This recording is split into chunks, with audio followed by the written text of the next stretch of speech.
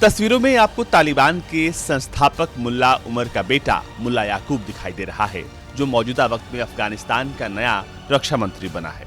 अब ये तालिबान का जो पूरा डेलीगेशन है वो कतर पहुंचा है।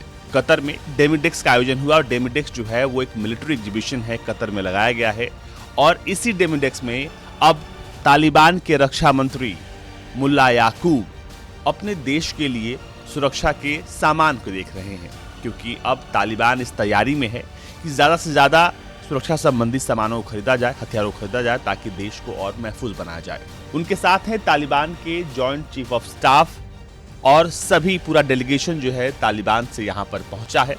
और तालिबान का ये डेलीगेशन इस बात को आश्वस्त कर रहा है कि अपने देश के लिए, अपने देश के लिहाज से जरूरी सामान को खरीदा जाए, और इसी को लेकर बातचीत शुरू हो गई है।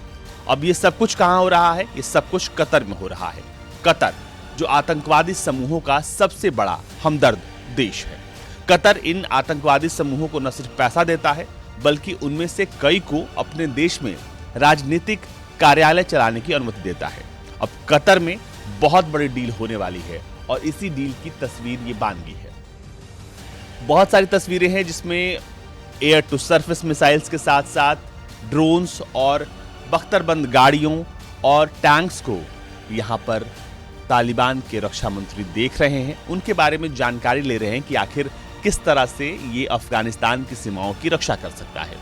तालिबान की अब रक्षा उपकरणों में दिलचस्पी इस बात को बता रही है कि अब तालिबान आने वाले वक्त में अपने देश को और महफूज बनाने के लिए नए साजो सामान और हथियार खरीदेगा, क्योंकि वो अपने सैनिकों को तो ट्रेन कर ही रहा है। अब वो हथियारों को अपने यहाँ खरीद कर लेकर आएगा, जो विदेशी हथियार है। लेकिन सबसे दिलचस्प है कि यहाँ पर इनकी दिलचस्पी सबसे ज्यादा एयर डिफेंस सिस्टम्स में दिखी, जहां पर एयर डिफेंस सिस्टम के एक डमी मॉडल के सामने मुल्ला याकूब उसके बारे में जानकारी लेते हुए दिखाई दे रहे हैं।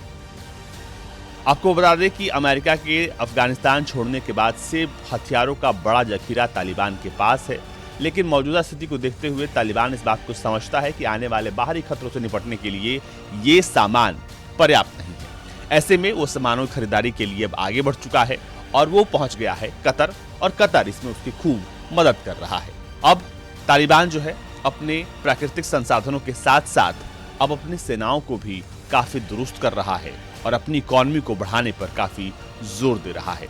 लेकिन इकोनॉमी को सुरक्षित रखने के लिए अब वो अपने देशों की सीमाओं को महफूज करने के लिए नए हथियार खरीदने की तैयारी में है। Bureau report, Bharat.